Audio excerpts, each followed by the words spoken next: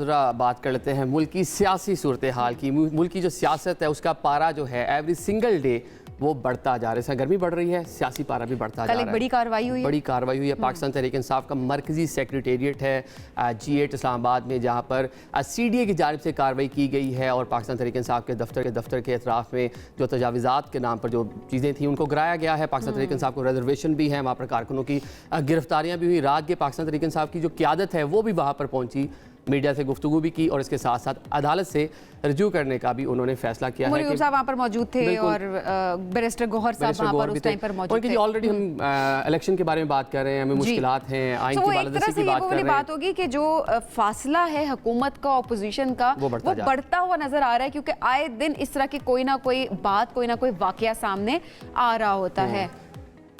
अच्छा जी, जिस तरह ये ऑपरेशन जो है स्क्रीन पे लोग देख भी सकते हैं। अच्छा समीन, ये जो मामला है ये तो चले हो गया हुकूमत और ऑपोजिशन का। अगर हम बात कर लें हुकूमती इत्तेहाद की, वहाँ पर भी तलखियाँ बढ़ रही हैं। पंजाब को लेकर पाकिस्तान पीपल्स पार्टी को तहफ़्फ़ुज़ात हैं, कुछ ब्यूरोक्रेट्स के तकर्रुर और तबादलों पर पाकिस्तान पीपल्स पार्टी हुकूमत से थोड़ा ज़रा खाइफ दिखाई दे रही है। और ये भी पाकिस्तान पीपल्स पार्टी का शिकवा है कि पंजाब में उनको उस तरह से स्पेस नहीं मिल रही। बातें आ रही हैं, अपेरेंटली किसी ने ऑफिशियली आकर इसको अभी तक बात नहीं की, बट ऑब्वियसली लेकिन सर्द जंग जो है वो शुरू हो गई, से बहुत इत्तलात आ रही है। सारे मामलात पे बात करते हैं। कादिर मंदोखिल साहब हमारे साथ मौजूद हैं, रहनुमा पाकिस्तान पीपल्स पार्टी। कादिर साहब बहुत शुक्रिया ज्वाइन करने के लिए। ये बताइएगा, पाकिस्तान तहरीक इंसाफ का जिस तरह हम देख रहे हैं कि इस्लामाबाद में ऑफिस को सील कर दिया गया है, उसका मुकदमा भी दर्ज हो चुका है। आप नहीं समझते कि एक जानिब मुज़ाकरात की जानिब बढ़ने की बातें हो रही थी, जो पॉलिटिकल टेम्परेचर उसको कम करने की बातें हो रही थी, दूसरी जानिब ये CDA का ऑपरेशन? देखिए, मैं रात को देख रहा था ये सारे सूरत हाल और PTI के रहनुमा ये कहते थे कि अगर इस तरह कोई गैर कानूनी तजावुज़ात है तो हमें बता देते। तो मैं ये समझ रहा हूँ कि ये बेहतर होता कि CDA जो ना उनको जो भी खदशात है उनके या नाजायज़ तजावुज़ात जो कि हर जगह पे होता है, तो उस हवाले से कोई नोटिस देते, रिमूव कर लेते। और 12 बजे रात का समझ में नहीं, अक्सर तो पुलिस तो कार्रवाई करती है सुबह 4 बजे। 12 बजे का मतलब है कि आपने उनको दावत देने की, आ जाओ भाई, मीडिया समेत आ जाओ और पाकिस्तान में एक मरतबा फिर तमाशा लगाओ। मुझे 30 साल हो गए वकालत करते हुए, मैंने कभी पुलिस को 12 बजे ऑपरेशन करते हुए नहीं देखा है। सुबह 4 बजे करते हैं, क्योंकि ये वक्त ऐसा होता है जो देर से लोग घर आते हैं तब भी मौजूद होते हैं, जो सवेरे निकलते हैं तब भी उससे पहले मौजूद होता है। तो 12 बजे का मतलब खुद पुलिस ने तमाशा खड़ा कर दिया है और तमाशे के नाम पे उन्होंने जो किया है, और फिर जो पकड़ दकड़ हुई है और इंसदाद दहशतगर्दी का मुकदमा दर्ज किया है, एक जो एहतजाज था उनका को रहनुमा। तो मैं समझ रहा हूँ कि पुलिस हालात को खुद खराब कर रही है और ये गैर मुनासिब रवैया था और ये बेहतर तरीके से भी इसको हैंडल किया जा सकता था। चले, अब एक ही पार्टी है, उसके तहफ़्फ़ुज़ात हम पिछले कुछ टाइम से देखें। सर आप बात करें कि इस तरह के ऑपरेशन जो हैं दिन के टाइम में दोपहर 4 बजे होते हैं, लेकिन रात की तारीखी में ऑपरेशन किया जा रहा है, तो ये मामला मज़ीद गर्मी की जानिब बढ़ रहे हैं। आप भी हुकूमती इत्तेहाद का हिस्सा हैं, तो हुकूमत से बातचीत नहीं कर रहे कि ज़रा पॉलिटिकल टेम्परेचर इसको थोड़ा कम करें, मुफाहमत की जानिब जाएँ, बातचीत करें ताकि जो मसाइल हैं मुल्क के वो हल हो सकें? जी बिल्कुल, आपको याद होगा जॉइंट सेशन से आसिफ अली जरदारी साहब ने जो खिताब किया है, और उस वक्त भी उन्होंने यही दावत दी है। और अभी हमारे कायम मकाम सदर यूसुफ रजा गिलानी साहब ने भी PTI को दावत दी है। मगर PTI का मानना ये है कि हमारे बारे में या नून लीग के बारे में हो तो जो गाली गलोच से वो नवाजते हैं वो तो सबने देखा हुआ है। लेकिन उनका कहना ये है कि हमने बात करनी है आर्मी चीफ से, हमने बात करनी है DG ISPR से।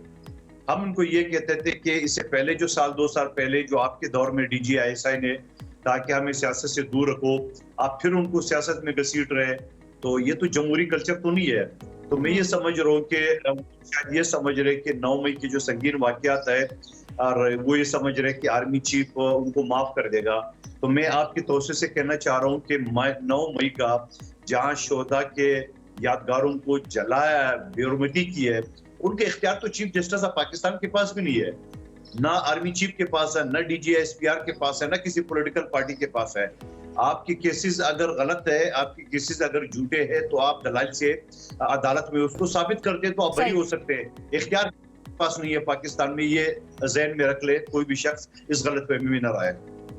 ठीक है सर, वो आपकी बात मुनासिब है कि जो भी लोग उसमें मुलविस हैं 9 मई के वाकयात में, जाहिर है उनको सज़ा मिलनी चाहिए और कानून के मुताबिक मिलनी चाहिए, और वो कानून के हाथ में ही है, और जो कानून में लिखा है वही सज़ा सबको मिले। बट ऑब्वियसली केसेस जिस तरह से ड्रैग भी हो रहे हैं और वो अदालतों में पेश नहीं किया जा रहा, वो भी चलें एक बिल्कुल अलग मामला भी है एट द सेम टाइम। अच्छा, अब जिस तरह आपने बताया कि PTI की तरफ से है कि जी हम तो इनसे बात करेंगे, हम उनसे बात नहीं करेंगे, ये शराइत का सिलसिला उनकी तरफ से हमेशा से जारी रहता है, बट डोंट यू थिंक कि ऑपोजिशन का ये रवैया हम हमेशा हर दौर में देखते आए हैं, और हम यही देखते आए हैं कि वो जितने बेहतर तरीके से वो अपोज करते हैं चीज़ों को और वो हुकूमत को टफ टाइम दे रहे होते हैं। ऐसे में क्या हुकूमत पर जिम्मेदारी आयद नहीं होती कि वो एक कदम आगे बढ़ाएं? वो इस वक्त लीडरशिप पोजीशन पे हैं, और जब आप लीडरशिप पोजीशन पे होते हैं तो आप अपनी ईगो भी साइड पे रखते हैं, आप अपने कॉन्फ्लिक्ट्स भी साइड पे रखते हैं, और उसके बाद आप आगे बढ़कर मुफाहमत की बात करते हैं। तो आपको नहीं लगता कि हुकूमत का किरदार इसमें बहुत ही अहमियत का हामिल है कि वो मुफाहमत की तरफ बढ़े? देखिए, आपको याद होगा 2018 का जो RTA सिस्टम बिठा के PTI को मुसरत कर दिया पाकिस्तान के ऊपर, उस वक्त भी न चाहते हुए भी बिलावल भुट्टो जरदारी साहब ने असम्बली के फ्लोर पे ये कहा कि इमरान खान कदम बढ़ाओ तुम्हारे साथ है। शहबाज शरीफ साहब ने कहा कि आइए मिसा के मीशत पे बात करें, तो जवाब क्या मिला? ये तो चोर है, डाकू है, इनसे मैं क्या बात करूंगा। हम अपोजिशन में थे तब भी हमारा किरदार था, आज हम हुकूमत का हिस्सा है या हुकूमत को सपोर्टर है, आज भी हमारा ये कहना है कि भाई आइए टेबल टॉक कर ले, जो भी खदशात है, ये जैसा भी कल रात के वाक़े के बारे में मैंने आपको तफसीलात बताई है, ये हर चीज टेबल पे होता है, हर चीज जो है ना वो एक दूसरे से बातचीत पे होते हैं। और फिर मैं कहूँगा कि उनको असल में खदशा ये है कि आसिफ अली जरदारी साहब तो सदर पाकिस्तान का सीट खाली करके उनको नहीं देगा, न शहबाज शरीफ वज़ीर आज़म का सीट खाली करके देगा। इस वजह से वो हमारा ये कहना है कि सीटें तो हम बिल्कुल खाली नहीं करेंगे, और किस हैसियत से खाली करेंगे, वो तो हमने जो जमहूरियत के मुताबिक हमने लिए वो हमारे पास है। लेकिन आइए आगे मुस्तकबिल के लिए बात करें। क्या इसी तरह इलेक्शन होते रहेंगे? क्या इसी तरह गाली गलोच होते रहेंगे? हमारे पड़ोस मुल्क इंडिया में भी इलेक्शन होते हैं, आपके सामने है, बरतानिया में होते हैं, अमरीका में होते हैं, हमने तो कभी इतना नहीं सुना जब यहाँ पे। यकीनन इलेक्शन कमीशन की भी उसमें कमजोरी है, बल्कि कमजोरी क्या, मैं कहता हूँ मुलव्वस है पूरा उन्होंने जो पिक एंड चूज का जो इलेक्शन कराया, मैं भी विक्टिम आपके सामने बैठा हूँ। आज 3 महीने में हो गए, तमाम तर तफसीलात इस वक्त भी मेरे सामने 25 से 30,000 बैलेट पेपर स्टैंप लगे हुए मुस्तफा कमाल तक के पड़े हुए, और 3 महीने हो गए इलेक्शन कमीशन कोई एक्शन ना उसको ये कह रहे कि हाँ ना ये करे ना, उल्टा मेरे खिलाफ FIR दर्ज करी जो कि खत्म हो गई है, क्लासी हो गई है। तो मैं ये समझ रहा हूँ इलेक्शन कमीशन का जो किरदार है वो भी दागदार है, और लिहाजा इन सब चीजों को, चाहे एस्टेब्लिशमेंट की मुदाखलत ना हो, अदलिया की मुदाखलत ना हो, इलेक्शन कमीशन शफाफ इलेक्शन कराए, तो ये सिर्फ और सिर्फ एक ही चीज पे मुमकिन हो सकती है कि तमाम पॉलिटिकल एक साथ बैठे कि आज मेरे साथ जाती हो, कल किसी और के साथ। लेकिन कादिर साहब, तमाम पॉलिटिकल पार्टीज की एक साथ बैठने की आप बात कर रहे हैं। 2013 का इलेक्शन जरदारी साहब ने RO का इलेक्शन कह दिया, 2018 का इलेक्शन उसको RTS का इलेक्शन कह दिया गया, और 2024 का इलेक्शन उसको पाकिस्तान तहरीक इंसाफ नहीं मान रही। तो पॉलिटिकल स्टेक होल्डर आप बात कर रहे हैं, मिल बैठे, तो वो खुद भी नहीं रहे, वो कह रहे हैं कि शफाफियत की बात हो रही है, ऑब्वियसली हुकूमती इत्तेहाद में तो एक तरह से शामिल है। तो मिल बैठने के लिए इनिशिएट कौन करेगा? आप लोग, क्योंकि यहाँ बज़ाहिर लोगों को ये लगता है, एक मफरूज़ा है इस हवाले से कि तमाम लोग इसी सिस्टम के बेनिफिशरी हैं, इसलिए इस पर बैठकर बिफोर टाइम बात नहीं करते इलेक्शन से पहले। देखिए, मैंने तो आपको बिलावल साहब का और आसिफ अली जरदारी साहब का, फिर यूसुफ रजा गिलानी साहब की आपको ऑफर और आपको बयानात आपको बताया, लेकिन अब कल PTI जो बयान दे रहे हैं कि आम माफी है, वो भाई किस बात की आम माफी? किसको दे रहे हो माफी? ये इशारा तुम किसको दे रहे हो आम माफी? देखो, अब ये पॉलिटिकल रवैया तो नहीं है ना। वो कहते हैं हमारी तरफ से आम माफी है, भाई आपकी तरफ से क्या आम माफी होगी? जुर्म तो आपने की है, 9 मई का संगीन वाकया जो दुश्मन मुल्क भी नहीं कर सके वो आपने करके दिखाया। मैं नहीं कहता हूँ सारे लोग मुलव्वस है, इसमें जो मुलव्वस है उनको सजा मिलनी चाहिए, जो नहीं मुलव्वस उनको रिहा करनी चाहिए। एक तरफ अगर तोशा खाना का केस जल्दी में हुआ तो जल्दी क्यों फैसला हुआ, दूसरी तरफ 9 मई का देर से हो रहा है, 1 साल गुजरा क्यों नहीं, तो खुद कशमकश में मुब्तला है कि आखिर करना क्या है। कल आम माफी के लिए हमने क्या जुर्म किया जो तुम आम माफी, और किसको दे रहे हो ये तो बता दो ना। तो इसका सिर्फ और सिर्फ मतलब ये है कि आर्मी को, एस्टेब्लिशमेंट को ये बावर कराना है कि हमें आप वापस ले आओ, हम कुछ नहीं कहेंगे। मकसद सिर्फ यही है।